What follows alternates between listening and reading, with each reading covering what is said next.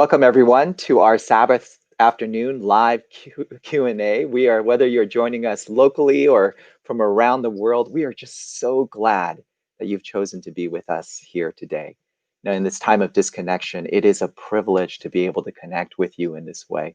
So if you get the opportunity, we encourage you to say hello in the chat. Just write where you're from, what you're doing here, and we would love to say welcome to all of you.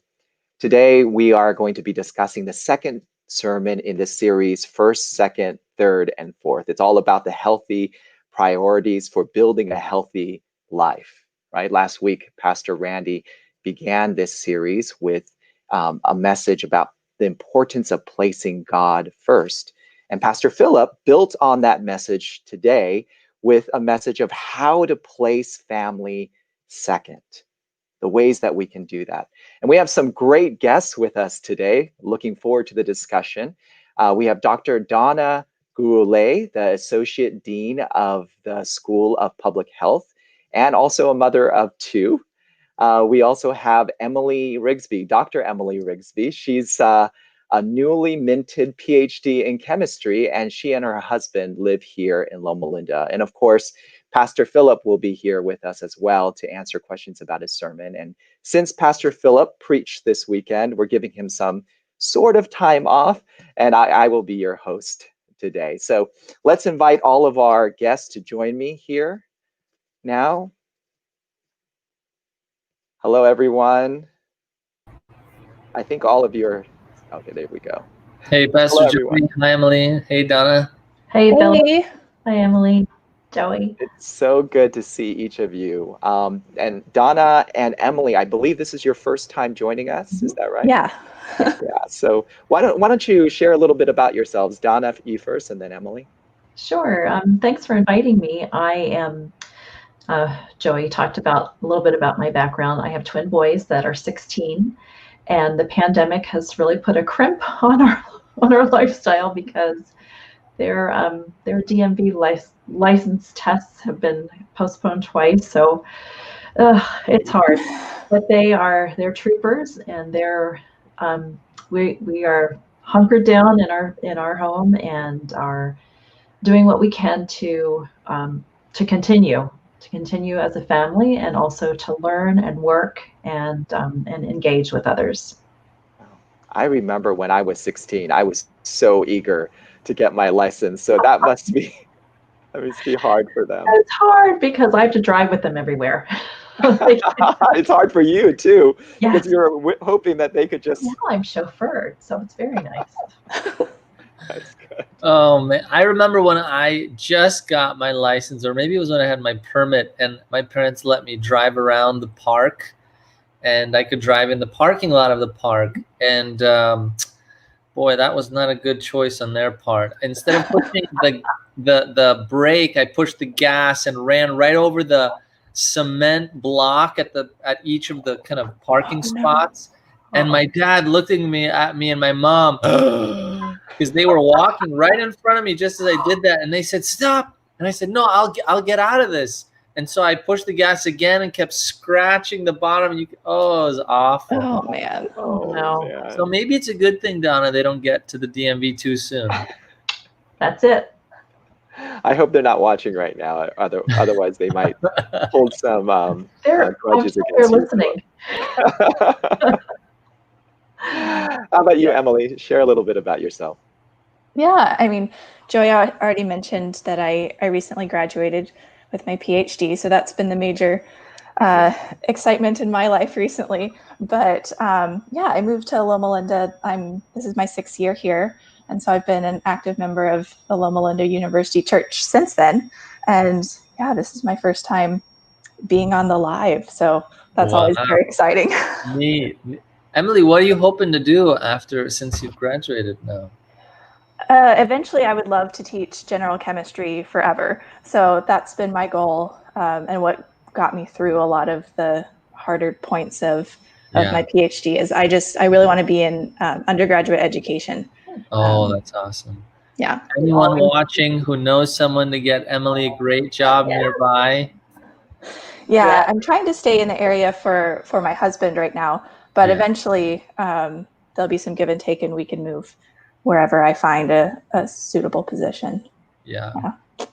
We're Congratulations. really trying to get her to stay here. So if anybody knows, anybody who's looking for a chemistry teacher in the local area, please reach out to us. Yeah, it's been a little bit harder just because of COVID and uncertainty. I think we're currently on track. I've been following just the job market, and we're about 1/3 of the total positions we usually see each year are coming up. So it's just a hard time, but we're doing well, and I have adjunct work, so it's all good. Good. And Emily, I would ask you to describe your dissertation, but I remember you describing it to me once and I was being very, very confused. But I know it has to do with light and electrons and getting things to jump a certain level or something like that. Yes, exactly. Yeah, I'll have to do a better job explaining it next time. No, you did a great job. It's just my limited knowledge that helped me. Yeah, and Emily is also, well, before the pandemic, she was a shuttle cart driver. So some of you who are watching may recognize her from her smiling face when she picked you up to drive you. That was my favorite. Yeah, I miss that so much. And you didn't run over any speed bumps or anything like that, like No, I did scare some people because when you drive between the parking lot and like where the church is, there's that really narrow portion. And I know exactly how wide it is because I've been doing it for a long time. And sometimes I forget that maybe people don't know that the cart fits there. So if you're going a little fast, it can be a little bit like, whoo. That's great. Well, we also want to say hello to some of the people that are saying hello in the chat. So if any of you recognize the names here, feel free to say hello. I'm going to start with a few. Want to say hello to Linda. Linda Faddick. She says, may God bless and guide families as they choose to follow. Yes, going along with Pastor Philip's sermon. There was Keith Thompson, who's writing from sunny Santa Rosa. It's actually sunny down here as well. This is a very unusual winter, an unusual January, isn't it? Yes. Yeah, I think yesterday it hit as high as like 88 degrees. It was very, very warm. Wow. And of course, Sheila, our friend Sheila Morrow, she's in Morro Bay right now. So she escaped the heat here and is in beautiful, beautiful Morro Bay. Sheila is we appreciate having her as a part of our team here at Loma University Church. Yeah, I recognize this name, Ella. Hi, Mom and Dad. And she's probably very proud of her son and the amazing sermon that he gave today. Love you guys. Wow. And then there's also Linda, who's writing from Mobile, Alabama. Have any of you been to Alabama before? Yep. Yes. Oh, all three of you have been to Alabama. I forget. My brother used to live in Alabama. That's right. I forget. I'm talking to some of you. All the cool people have been to Alabama, Joey. Yeah. So I have known for a long time that I am not cool. So. We have Marion from Seattle, Washington. That's a place. Oh, wow. Nice. Yeah, the Pacific Northwest. I love this. Catty Lady at Catless in Seattle. That is so cool. Cute. I love it. And hi, Grace, watching from Redlands. Good to see you. Yay. She's a regular. Yeah. And Chelsea from Loma Linda. Hi, Chelsea. Hi, Chelsea. Yeah, Chelsea's one of our rooted leadership. She's saying, yay, congratulations, Emily. Thank you, Chelsea. And we got a few more, and there's many more coming in. Well, good. Yeah. And then we have Dodong from, he didn't say where, but he's also saying happy Sabbath. Wow, we have another from the Pacific Northwest, Joseph Mann from Port Townsend, Washington. Hey, Joseph. There. Nice. Joseph's a regular on the Q&A. Yeah, Joseph, I have relatives that live in Port Townsend and actually own a hotel there in Port Townsend as well. Hey, he probably knows who they are. What hotel Maybe. is it? I don't remember the name off the top of my head. Stayed there one time for Thanksgiving, though. Yeah. Anybody else that you recognize, Philip?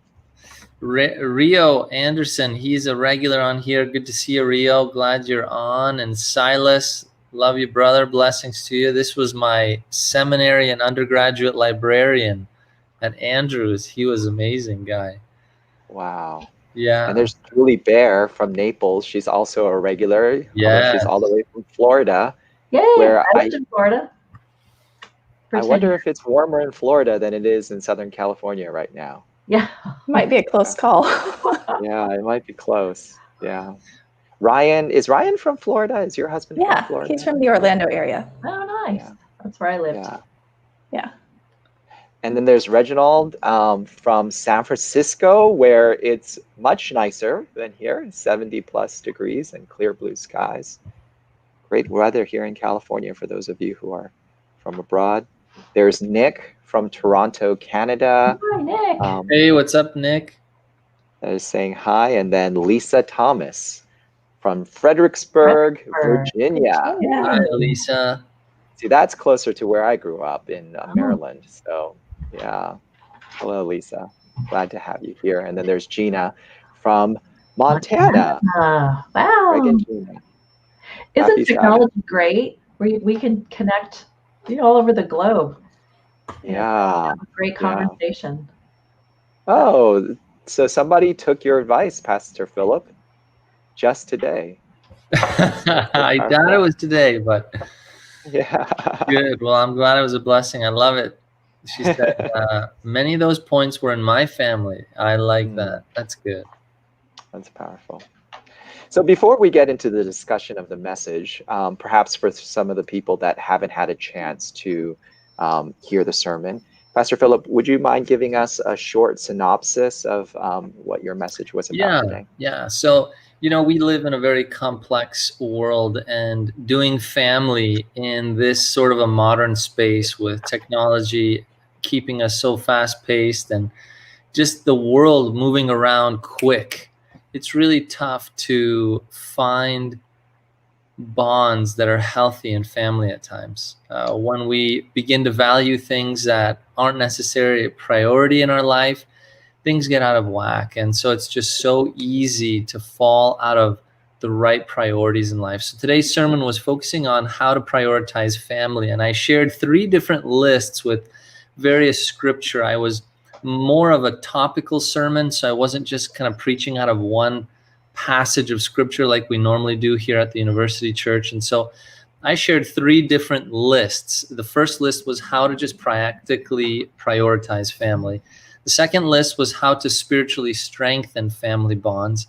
And then the third one was kind of a negative one, but it was almost necessary in my book to share. But that was how to definitely destroy family bonds. And then we ended with the cross and how Christ is in the business of bringing back families into harmony. And I used the text in Malachi where he talks about how in the last days, that is God's vision, to bring family unity back again. And so that's kind of how we ended off today's sermon. Yeah, and that's such a powerful truth. A lot of times when we think about the end times, we think about, we need to get ready our relationship with God, which is absolutely true. But also family plays such an important role with our relationship with God, and it's also such an important priority. Yeah. So let's start with this question. For you, why is it so important that family be second? Not first, not third. Why second? Why is it that family has that position in our, or should hold that position in our priorities? Just saying. Well, I think that if you don't have God first, it's hard to prioritize other things. Mm-hmm. And if you don't have him as your foundation or your anchor, then it's hard to see what you should focus on. I think when I was in a dissertation a few years ago, and I had these buckets that I was always just scanning through to see where am I putting my time? And sometimes that bucket of faith and God was a little low, and so I always had to make sure that I shifted my priorities to fill that bucket, because otherwise I couldn't do the things I needed to do. That's a great point. Yeah. That God being first enables all of our priorities also to take the right place. Similarly, Lisa Thompson writes, everything branches out from your love of God. Exactly. Very true. Yeah. Very I also think about the verse that's very practical in Jesus's kind of repertoire of commandments for us. And he says, hey, love God and love others. And so he kind of gives us, I guess, the reason why family, these deep, intimate friendships are next in our life. It's because if you've put God at the central place in your life, the number one priority, then what's next? People have to get that next position. If you give it to work, then the priorities are out of balance. And how does that look like in life? Man, we have plenty of experiences in our own lives or those around us when people put other things first. Man, I work with a lot of homeless people with our outreach ministry, and you just see when dysfunction occurs and they've allowed, for instance, maybe some things they thought were just fun to take over, and a little bit of drugs, and then wow, they're on the street and they put family fourth, fifth, and all kinds of positions, or just in other ways. So I think first we get it from Jesus, and then secondly we get it just from a practical basis. People are of greater importance than a car. If you were to weigh the scales, would you take a car or would you take a wife? Well, I bet I'd take a wife over a car, Or some might say, well, I don't know. I've been married. I know how that goes. But I think first it starts with Jesus's command, and then it goes to the practical space, why we prioritize family and friends over that. Yeah, I think about like the value that people add to our lives. Like you were talking about the car versus the spouse. And yeah, I mean, when people look back at the end of their lives, it's the relationships that have really made the difference and have enriched their lives in meaningful ways. And I think if you don't have God at the center of that, it's so easy for those things to get mixed up and to get out of balance and out of whack. So yeah. That's Absolutely. so true. I agree. Why is it for you, Joey? Why do you think family's next after God? Well, like you were saying, people trump things, right? People, God built us for these relationships, relationship with Him, relationship with each other. And family is one of the most important relationships that we have. Family, there's a reason why God built people out of families. He created a family from the very beginning. And so that seems to be a building block of how our relationships with our society works. And really, family is where we learn how to have relationships with other people. When we have siblings, we learn how to share with our siblings or associate with other children. It starts with our siblings or our cousins, or with our parents. We learn how to deal with authority figures and all of these. So a lot of our relationships flow out of our relationships with our family. But I guess my question would be, are there times when other priorities go higher on the list than family? Of course, we never want to say that God is any lower on the list, but are there times when we have pressing needs and those at times take precedence over family? Maybe like a deadline at work, or a dissertation that needs to be written and finished on time. Are there times when that happens? And if so, then how do we also still keep family second? Yeah, I mean, you brought up my dissertation or dissertations in general, and I think it's so important that even when these things are pressing in our work lives or projects, you can still keep family second. I know, like with my spouse, I was working on really hard things for a while, and so we had to communicate about that to know what life is going to look like for this week or for this day or for this season. And that's true for him too. I mean, he works in the hospital and he was doing a bunch of nights recently. we can't have dinner together every night, right? That's something that's not possible when he's in that very specific rotation, that very specific season. But he still communicated with me like, this is how I'm going to make you important through this time. This is how we're going to prioritize a relationship during this time. This is what's going to have to cut back. We're not going to get dinner together or whatever it is. So I think communication is still, it's the way that you keep it second, right? It's the way that you keep family second, even if you're having a big project or you're working nights or something else has come up in your life that maybe isn't part of your normal routine. Wow, that's great. And Ryan sounds like an amazing husband. Can I He's the take him best. aside and take notes from him? Oh, he's so great. I love him so much. I hope my wife isn't listening and saying, Joey, why aren't you doing what Ryan's doing? Yeah, but I mean, it's just simple things. It's communicating. It's telling somebody like, this is what you can expect from me. And sometimes for some seasons, it's not going to be my best. We're knowing that going into it. And have an extra serving of grace. Yes. During that time, because if you don't, it can make things even more challenging than they already are. Yeah. That's a great point. I really like what David Smith here writes. Paul advises Christian couples in 1 Corinthians 7 that such times of quote unquote marital breaks, when they aren't a priority, should be very temporary. I really agree with that. And I think it's very challenging for couples who deal with lines of work that are quote unquote essential or just very unconventional. Individuals who are in the military or medical fields where, hey, we're working nights for a month, 2, 3, and it's just very awkward and hard. And those are very challenging spaces. I really pray for people who are in these unconventional work situations, and it's really tough. It's very, very tough. And so I think it's really important what you said, Emily, just, man, you got to be communicating so much. Otherwise, you almost fall into this.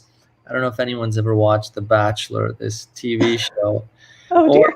It's but you get in these mindsets where it's like, oh, it's all about this one thing, this is it. You just kind of put these blinders on a horse. And you realize, whoa, wait a second, I have a family. I have other people around me that are important. This job is not it. And it really takes a lot of communication to be in that sort of a mindset. Yeah, that's such a great point. That it's almost like a long distance relationship at that point where you are, you need to have that communication in order for misunderstanding not to happen. Communication is important in all relationships, but the less time you spend together, the more opportunity for miscommunication and misunderstanding to arise and hurt feelings. And which is why Donna pointed out the importance of grace, right? Having grace for one another and having that willingness to forgive. And Philip, did you grab a book to show us? I did. I'll share after Donna does. Well, sorry. I was just thinking too, not only grace, but also empathy, because oftentimes we really don't know what that other person is going through. We may have an idea, but we don't know until, like Emily was talking about, communication, until you share that. And if you're just that focused or that in depth into something, it's hard to communicate because you're just so focused on this one thing. I've got to get through this. I've got to get through this shift. I got to get through this rotation. I got to get through this dissertation. I've got to get through whatever this is. And that's like Philip, you were saying, this blinders. It's all I can think about. And then, but put yourself in that other person's position, because what are they going through? What are they thinking? What are they feeling? Ask them. And even if they can't verbalize it, just at least give them space to get through it and help them get through it. Do something that's extra that you wouldn't normally do to help them get through it. Yeah, absolutely. I remember reading this book. I can't encourage you enough if you're really having a hard time with the balance between work and family. Great book by Andy Stanley, When Work and Family Collide. And in it, he talks about just the reality, hey, there's always going to be a tension between pursuing your calling and the calling of family. There will always be that. But what he talks about is he had to set up boundaries with his work in order to make sure that family still holds a precedence in his life. And so he said, I'm not going to work more than 40 hours. I've set a limit, or I forgot what it was now, 50 it might be. And then he said, I'm going to be done at 4 o'clock. I'm going to go home. And as a pastor, that's like, wait, what? But people need me. They need what? And that's, I think, the pressure we put on ourselves. We assume so much more that work needs from us than it really does. And if we put boundaries within that space, we would find that everything still gets done differently. And you may not be the savior always, but your first primary calling is to save your family. And I know we're going to get into some other questions later on, but how many times we see that families out of balance with a father or a mother who's prioritizing work over family, and they might be ministry families, and chaos erupts. Yeah. One thing that I thought of when you were talking, Philip, was just about how God has given us practice setting boundaries, like the Sabbath, right? That's a time boundary that we have practiced, that we start very young, at least in my Adventist family, practicing setting aside work for this sacred time for God. And I think those muscles, those skills that we develop in our spiritual life, again, God first, family second, like those are the things that we can use to set these necessary boundaries for our family too. Yeah. Wow. That's a great one. We've already practiced them when we do these other things. That's a good point, Emily. Yeah, and practicing in those contexts gives us the workout that we need, that when the pressure is even higher, we have the strength to create those boundaries around work and say this much and no further. Yeah. Thank you so much for sharing that. That's powerful. What do you think, Joey? For me, yeah, I think the challenge that we have with work really goes down to what David was saying, is that yes, we recognize that at certain seasons, sometimes family will not take as much time. We won't have as much time to devote to family as we do to work or to school or some other things at that moment. But those situations should try to be temporary. And it's when those temporary situations become semi-permanent situations, because we let the boundaries become more fluid, that's when we get into trouble. I think that's one of the challenges actually of this COVID time, was once we brought work home, those boundaries, those physical boundaries sort of disappeared, right? And it made it so much harder to create those boundaries. Whereas once you left your physical location of work, you were done with work. Not everyone, but a lot of people. Now, if you're working from home, you don't have those physical lines anymore, and it can bleed into your family time. And unless we're careful, we'll do that. Yeah. I do wonder if some people really need to almost make a conscious decision that if they're going to choose a career in which they are just going to leave family on the back burner, if they almost should just say, you know what, I'm going to choose singleness. Because there's so much devastation that occurs when people don't allow work to take a seasonal priority, and they just let it take a primary priority. And it's over family. And then you have children that are neglected, spouses that are neglected. I know that sounds harsh. I don't know what you guys think about that. It's a hard thing to say. Yeah, I don't know. I'm thankfully not in a field where, I'm in a field where it's very easy for that to happen. But I'm not in a field where it's required, right? So I still have the choice to not work, over 40 hours or 80-hour weeks or whatever these crazy jobs are that are in the hospital sometimes. But so yeah, I feel blessed that I'm not required to do that. But that's a really tough position to be in if you truly do feel called to some of those career paths. Wow.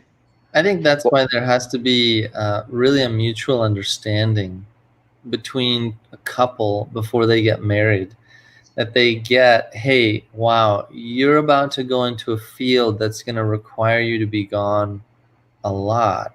Are you okay with that? Mhm. And that's where the rub occurs when it's like, well, I kind of knew the mental decision that I was getting into, but I don't know what it really looked like realistically. yeah. Once I've said I do, and you're just gone, and I'm home alone. That's a very lonely and vulnerable place someone finds themselves in.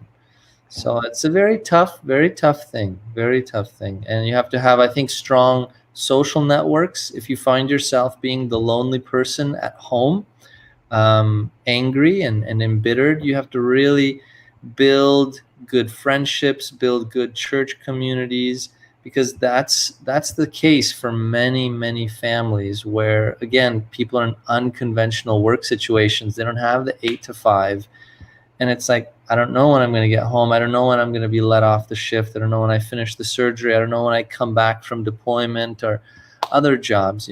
So very important, I think, to build social networks. Yeah. There's a book by Peter Scazzaro, called The Emotionally Healthy Leader, and he talks about the importance of, if you are a single, if you're not married and you're an adult, sometimes the society seems to deprioritize the importance of friendship relationships, and saying that the marital relationship is very important, but the friendship relationship is not.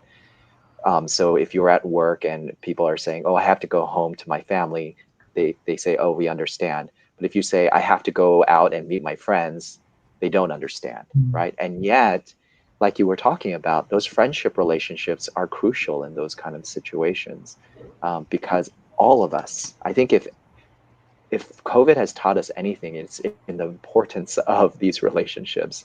No matter whether we're introverts or extroverts, we need these strong relationships, which is why God built family as that way, one way that we can get those boundaries and that support. Let's go on to a second question, Philip. Pastor Philip made the point that God is on our team, right? That God helps us, and we've kind of touched on this a little bit. But how does God help us build healthy families? What are ways that God contributes to this journey to build healthy families? I think he provides opportunities for us. I mean, we have choices in pretty much everything that we do, but I think he provides opportunities for us. I'll give you an example. I'm the breadwinner of the family, and so I've always wanted to, since my boys were born, I've always wanted to be able to stay home with them, and I've never had that luxury. And so now that COVID has been here for 10 months, I'm here with them every day, and we get to eat lunch together. I mean, we've always had the practice of eating dinner together, but now we get to eat lunch together too. And I'm looking at this time, and I've told my boys this as well, that this is a time that, even though it's really hard, they're not with their friends, they're not in school, we're all on Zoom all at the same time, that we still have those opportunities to take those breaks and sit around the table together and have that time where we've always had a rule: no electronics at the table. And so we just have that time where we take time out, and I think in the midst of all this, God's provided that opportunity for us. Wow. That's beautiful, Donna, that you are really actually living that out in your home with your boys. No phones, guys. Oh. Keep them aside. That's right. And with teenage boys, which Yeah. is credit. There are quite a few research studies done about families who eat together and the incredible impact on them developmentally is enormous. I mean, I was reading one study that talked about how emotional strength within a child, this ability for resilience, just increases. their emotional and mental resilience increases, they're less depressed. And then parents likewise are also kind of releasing all these happy endorphins too, as they are kind of conversing with their kids. And We've just had the most funny, bizarre, hilarious conversations at dinner that we will laugh together, and just as someone will say something and I end up in tears because I'm laughing so hard. but it's fun. And so even though it's not fun, even though the pandemic is not fun, sitting around the table together and talking together and sharing something, it's turned out to be fun. Wow. You're an amazing mom, Don. I'm proud of you. Thanks, Philip. I'm just doing what God told me to do. Yeah, in the midst of this disconnection, you found a way, or God has given you the opportunity to have connection with your boys. Yeah. How about the rest of you? What are ways that God helps us? How is He on our team in our efforts to build healthy families? Whether it's with your own family, with your husband or wife or kids or your parents, siblings. How does God contribute to that? Yeah. Well, when you asked the question, I was thinking about how God helps show me how to be the best version of myself. Because I'm not always the best version of myself, if I'm being honest. And I think of the example of Christ and how he set boundaries with his relationships, and he took time and went out into the wilderness alone, right? And that was a very firm boundary. Like, he gave so much of his time, like a phenomenal amount of his time, but then he carved out those very specific, like, no, this is important, I have to go spend time with my Father, right? This is important, I have to go and be by myself.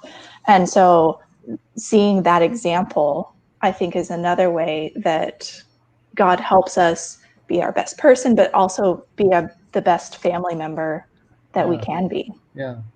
Wow. So He makes a healthier you, then you contribute that to your family system. So you're a healthy influence on your system. That's good. Sorry, Philip, That's go ahead.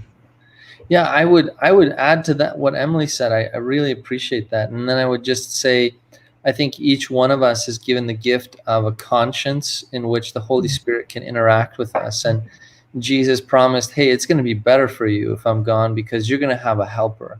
And so everyone who calls themselves a believer in Jesus, you're given God's communication directly to your mind every single day, moment by moment. So when you're in that stressful situation with your kids or with your spouse or your siblings or your parents, God yearns to communicate with us. And so I think allowing ourselves to practice the discipline of listening to his voice and becoming attuned to it.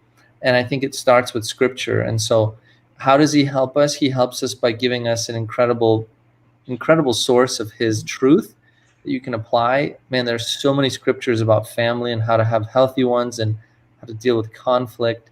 And then the other one just being the main one, when you've filled your life with scripture, then God reminds you of those things through the power of the Holy Spirit. That's maybe one that comes to mind. Yeah, so he provides those opportunities, and then he also helps us become healthier, and then provides the Holy Spirit to guide us through this.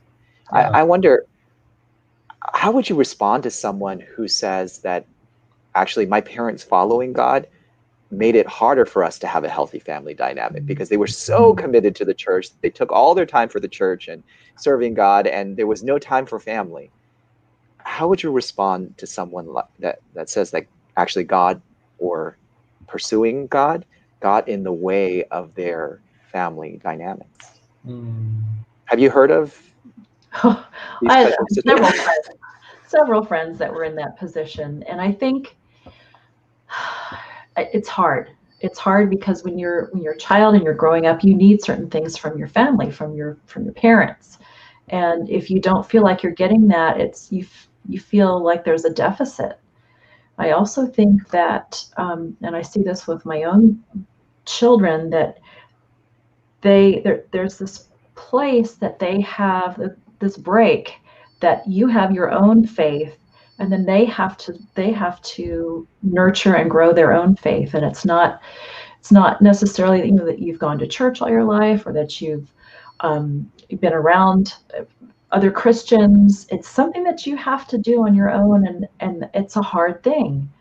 It's a hard thing especially for a teenager to say, I don't know what this is all about, but they have to. I think we have to keep those communication open so that they can experience what is my faith, because I can't instill faith to my children or anyone else. This is your own personal journey. I can be there with you and support you and whatever, but it's a tough situation, and I've seen so many of my friends that we all went through school together from first grade on through academy and college, and a lot of them are not in the church. And Philip, you were talking about that they're not lost. God knows exactly where they are. They've taken a break, and I took a break too, but I found that what was important to me and how to grow my own faith. I couldn't have my parents' faith. That's their experience. I have to have my own. Yeah. Going back to what Pastor Philip said in his sermon about how faith is caught, not taught, right? And that we can create that environment for people to develop their faith, but it doesn't necessarily mean that it'll grow the way that we expect it to. Yeah. How about the rest of you? Well, in answer to your question, like how would I respond to somebody who said that was their experience? I guess my first thing would be, I am so sorry that is how God was modeled to you. Like, I am so deeply sorry that that's the picture of God that you got from your family, because I think that's incredibly sad. And I just want to highlight a comment. Tiana J, I think, said that everything can become a God. Balance is important. And I think that's so true. Like, anything can become an idol, even your service to the church.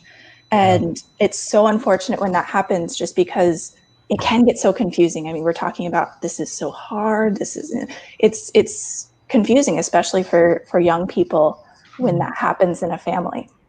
Yeah. I think the thing is, church and serving God is like anything that can become that God. I think the problem kind of multiplies on itself when it is something like church or faith, because it can turn into some strange spiritual manipulation. It can then isolate people from wanting to ever have a relationship with God themselves if they grew up in a home like that, really pushing themselves against it, or they themselves can then become ultra Pharisees and be terrible, practitioners of faith as well later in life. So I think there's some real uniqueness to when faith becomes the, driving force. I think having healthy spirituality in a home is vital. I do think that when a family understands that our devotion to God is central, and when children recognize that, I think it can bring a little bit of alleviation to the frustration. Like, man, do we have to go help that person again? Yeah, because that's what we're called to do. And yeah, because you're blessed, you have so much at home, but they don't. So I think when there's this understanding, this kind of family mission mindedness, it does help a bit. I like the book You and Me Forever by Lisa and Francis Chan.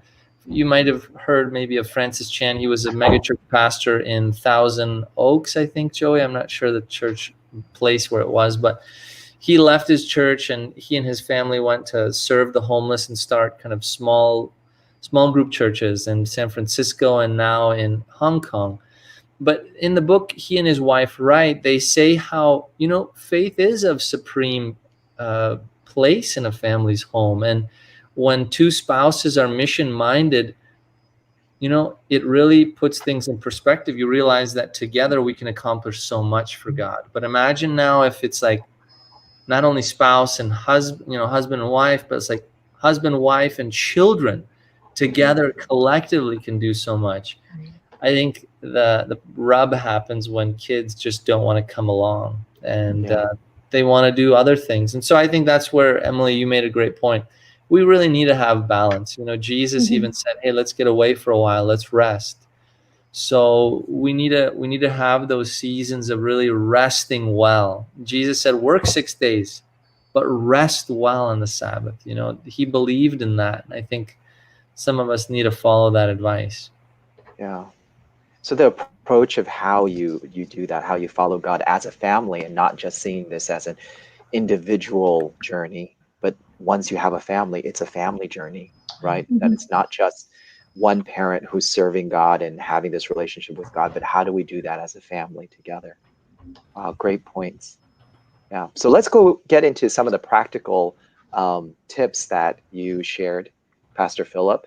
Um, you said that you talked about how um, we can practically prioritize healthy family bonds.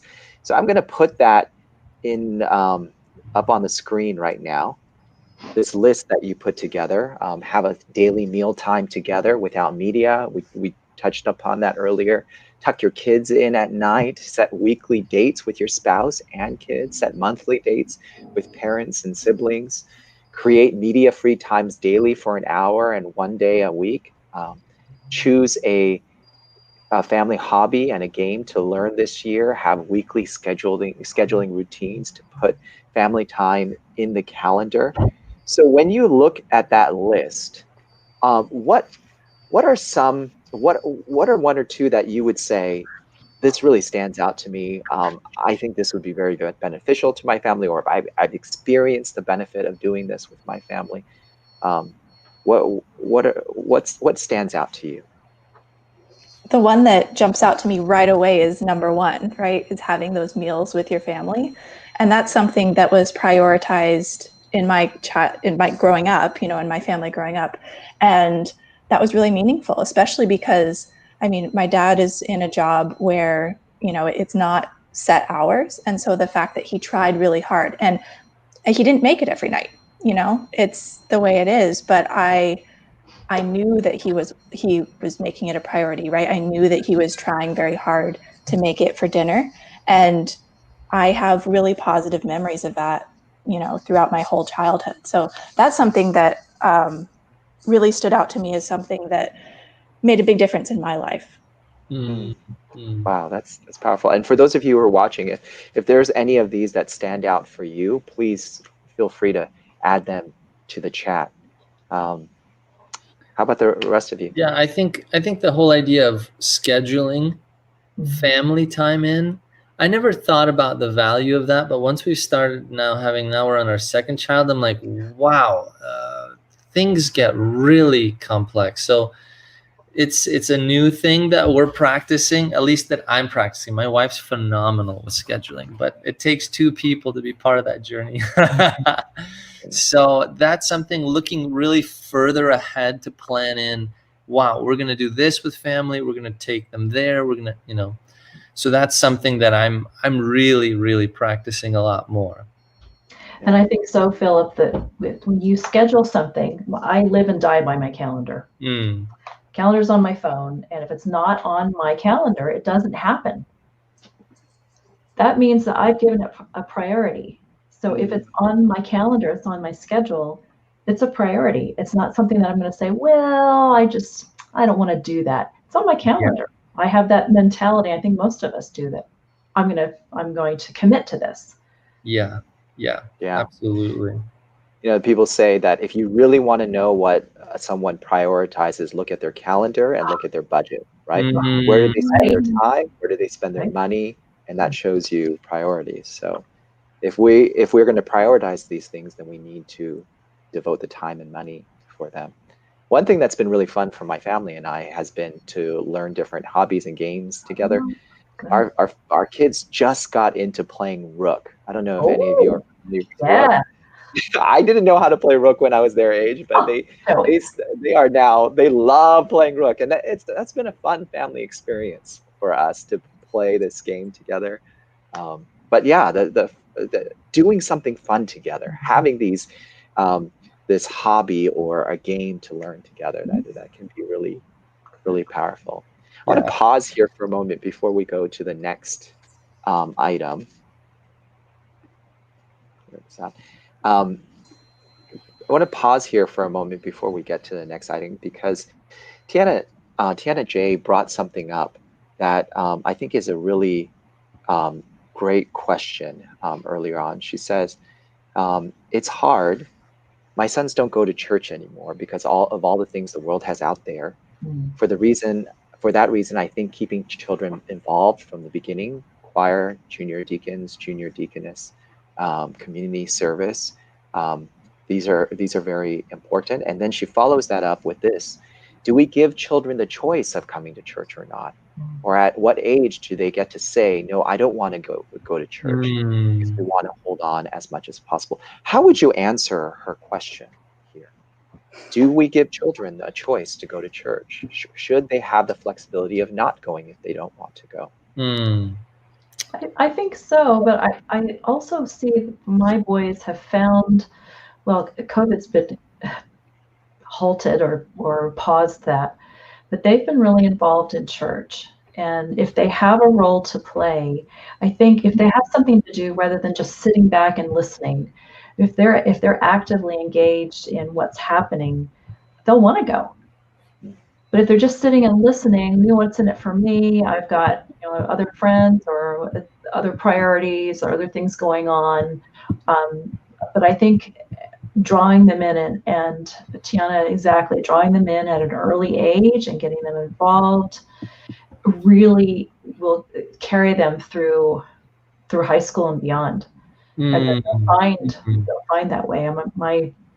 My kids have said, even if I go away to college, Mom, I still want to find a church that I want to be involved in, because they've had that experience. And thank you to the pastors at the University Church that have given them those opportunities. That's amazing. That's a huge gift. Wow. Yeah. I think that choice is really important. We talked about, a little bit briefly about, your parents' religion and spirituality versus your own. And I think that especially like that teenager time it's so important to let it become your own. And I think if you're not given the choice, it's harder to let it become your own. But I think two things I've seen in my life and my friends' lives that's really been powerful in encouraging a habit is, one, the example that my parents or the adults give. Like, it was never a chore that, oh, we have to go to church on Saturday. Like, my father's really bad at not going to church. Like, we'll be in the middle of, nowhere on a Sabbath on vacation or whatever. And he'll be like, we have to go find the Adventist church, right? This is something that's meaningful to me and it's important to me. And I saw that modeled throughout my whole childhood. And so that modeling is really important. Yeah. But then also having someone else need you, like having someone else be counting on you. So whether that's, I hear the story of there's a smaller church where this young adult or teenager was responsible for compiling all the announcements for the bulletin. And so someone is counting on them, right? You have a job, you have a role, you have volunteered your time, and someone's counting on you, right? And so the more we can pull each other, and it doesn't have to just be kids, but pull each other into ministries, pull each other into the church. Like, hey, I'm counting on you for this. Will you be there for me? Right? That's going to encourage people to be there. That's awesome. I love that. That. I would say, I don't know if church is a choice when children are under your care. I think creating church to be an amazing day, Sabbath to be an incredible day, I think those are important things that parents need to create, so that church just becomes like the incredible thing we do as a family, and Sabbath becomes an amazing thing for a family. I think the problem is most of us are very unintentional when it comes to those things, which is, it's already here. My goodness. Okay. Let's see what we could do. Okay, everybody, let's, that sort of an experience, isn't going to win kids over, So yeah. I think this is my opinion, the guy who doesn't have kids who are yet able to choose really much. But But I don't think I would give them a choice. I think it's, hey, you're at home, you're with us. This is what we do as a family. We go to church. We value this, and you do it in a loving and compassionate way. And I know there's a lot of fights. I know I've heard and been a part of the counseling sessions with kids. And it's hard when there's real serious tension about that. But I think church is the thing we do as a family. Yeah, I mean, Anthony Tate writes something similar. He says having house rules are important. Worship and church are part of those rules, giving them the choice to choose the options to whether to stay within the home or stay with other family relatives. So he's talking about the importance of that. Lisa Thomas, she seems to highlight some of what the rest of you were saying about the importance of seeing the joy of Sabbath. And like Pastor Philip said in his sermon, the importance of us modeling that joy. Yeah. So maybe part of it comes down to understanding why church is important for ourselves. Yeah. And then being able to model that and communicate that. So if the kids are seeing that, oh, church is only important because we have to show our face and the pastor needs to see us there and show our attendance, if that's what they're perceiving from us, then that's probably not the why that's compelling to them. But if church is important because we love our church family, we want to see them, we love to worship God in community, isn't this an amazing experience that we get to have together, worshiping God? That's a little bit of a different. I will say that it is a little bit different from family to family. And so it's hard to make a hard and fast line in all of this. Sure. I've been learning that a lot of leadership theory actually applies to parenting, at least in my personal life. And there's one thing in adaptive leadership that they talk about: when you have to lead somewhere where they need to go, but they don't necessarily want to go. The importance of that is you can't force someone to go there. Yeah. All you can do is create an environment where they can go that direction, right? So we want our kids to have a healthy relationship with God, but we can't force them to have a healthy relationship with God. Yeah. So in this leadership theory, it says, then how do you find that environment? You have to raise the heat and lower the heat to find a productive level of heat. So there has to be some encouragement to go and the importance of it, but it can't escalate to the point where every Sabbath it is an argument and a fight and a battle. Yeah. Then the heat is too high, and nobody is productive. So what do you guys think about that?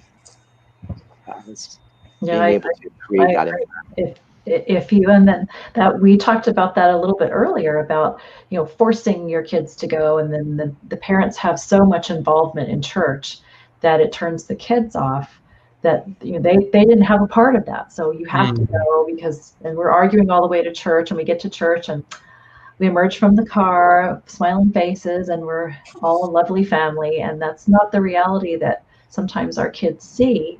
And so, of course, they're going to have a negative impression of church and family, and why do I need to go? Because this is what I experienced. And I think if we model, going back to what you all have said, we have to model this for our children, that they see the positive, the benefit, the value. And if their friends aren't at church, invite them to come with you. I'll pick them up. I'll swing by and pick them up, and you can all participate together. Yeah. I think that's so important. You got to do everything you can to ensure that this is a positive and meaningful experience for your kids. And if that means going out of your way, then that means going out of your way. And that's the hard thing, because parents are exhausted. They've had a tough week. It's been long. I want to take a Sabbath nap. But it's like, hey, if it's best for me to get my kids friends and we go out hiking, I've made some fun snacks for them. They're going to have a great time. We've got games, but all of that takes preparation and a willingness when you're exhausted. There's two things I want to make some comments here. So this is by Anthony Tellen. He says, force breeds rebellion. And I just want to say I agree with that. So when I'm saying it's not a choice, church is just what we do, that's my best intention. But if my children are starting to just Like just it's literally getting violent. It's getting fierce at home, fights and all. I mean, I understand that's serious, and so I resonate with you. So I'm not trying to say I'm going to force, but to some degree I'm going to really push them, and I'm going to try and create the best sort of experience for them. But then there's this other comment that I thought was just very true. Donna says, the problem sometimes, Pastor Philip, is church does not meet the needs of our children and teenagers, so they're not motivated to go to church. Right. Man, I've been part of churches where I hear that sentiment. I've pastored churches where I've seen that, and it is really painful. So here's a couple pieces of advice I would say. Find a way to talk with your pastor directly and indirectly, and have communication with your board. You can sit on a board. You can send a letter to your board. You can do all kinds of things. It's like talking to your representatives in Congress, right? You have every right to do that. And if you're seeing that there's a trend amongst parents, you need to be vocalizing that and communicating that. Just being a passive, oh, this is terrible, this is awful, you know what in the world? That doesn't help anyone. And the second thing I'd say, be part of teaching Sabbath schools, create fun experiences, team together with other parents. Yes. Make fun environments for your kids. It's on you as well as the church. The church needs to step it up, but then you as a parent have got to come together with other parents. And it takes some hard work and effort, and that's the unfortunate thing. But I've been part of churches where parents took ownership, and the pastor was almost like the sideshow. Like the parents were the big thing. Like, wow, they're all here. They're going to take us out. We're going on a ski day this weekend. Wow, we're going on this, and it was amazing to be part of that church, but it was parents taking leadership, even when the church wasn't doing a great job up front when the preaching, teaching, and music was involved. Wow. I don't know any other thoughts you guys might have on that one. Yeah, no, I love that. I mean, we are the church, right? And so if something's not going right, then we have a part in fixing it. Yeah. And I also loved what Pastor Joey said at the beginning about, like, making the heat right. Like you have two knobs, and sometimes you need a little more heat and sometimes you need a little less. And so I think that balance is really important. Yeah. That's great. Thank you so much, Pastor Philip. And I do want to highlight one other comment that came in from Lisa Thomas that sort of shows how long these relationships carry. Lisa Thomas wrote, "My mom has dementia. However, every day I speak to her, she thinks it's Sabbath, and she models the joy she has always shown me of the Sabbath." Wow.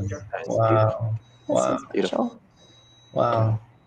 I want to wrap up with some of the list of some of the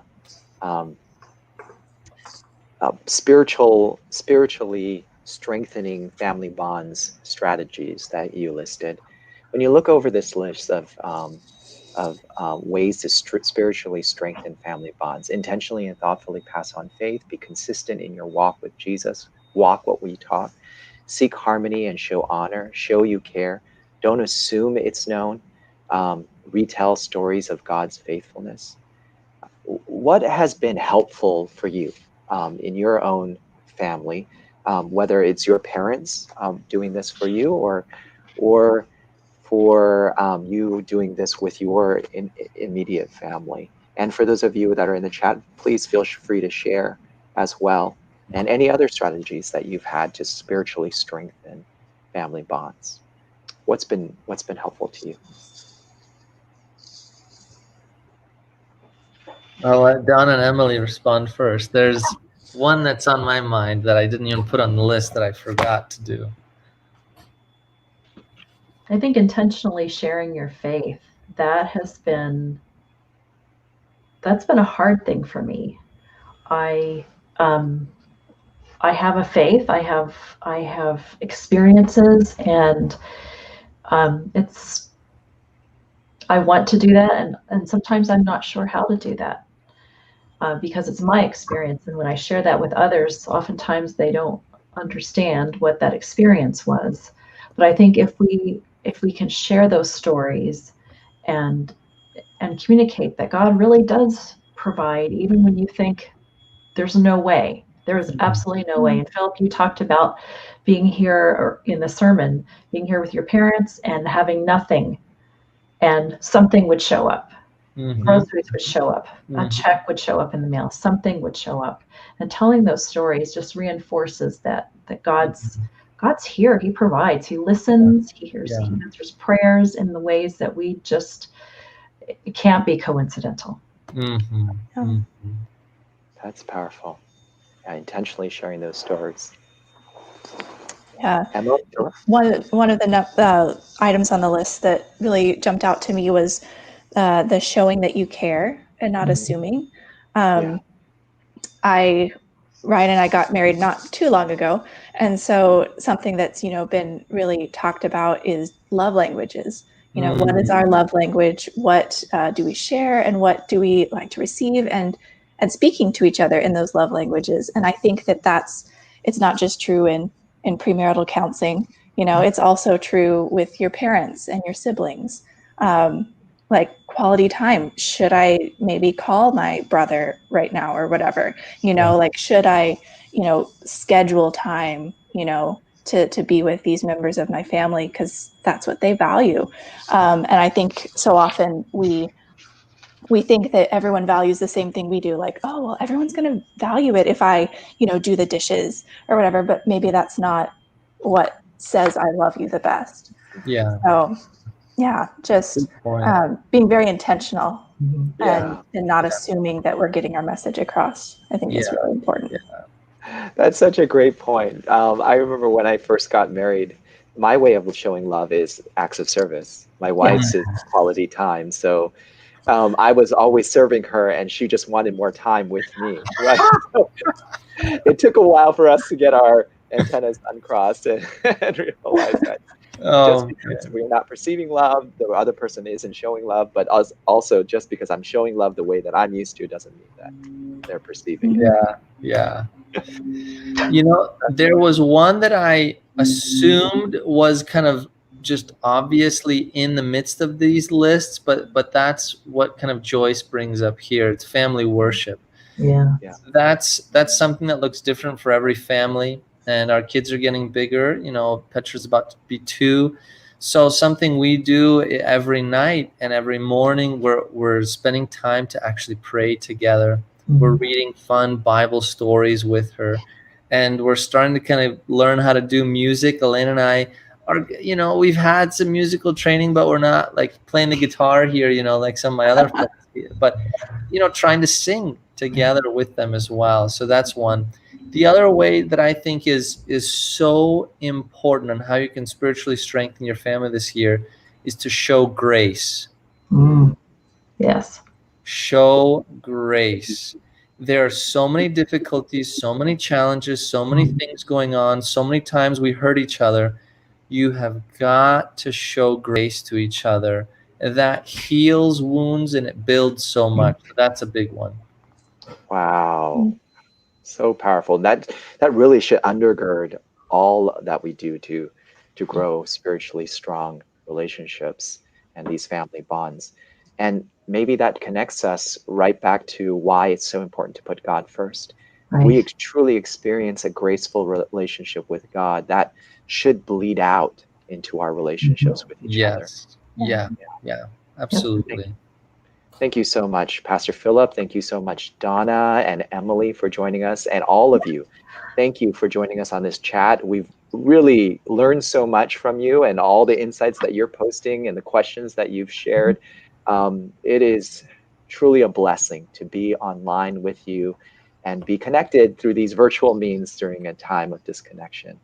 Thank you so much for being with us. Have a wonderful, wonderful Sabbath afternoon. Happy Sabbath. Happy Sabbath. Bye-bye, everyone. Bye.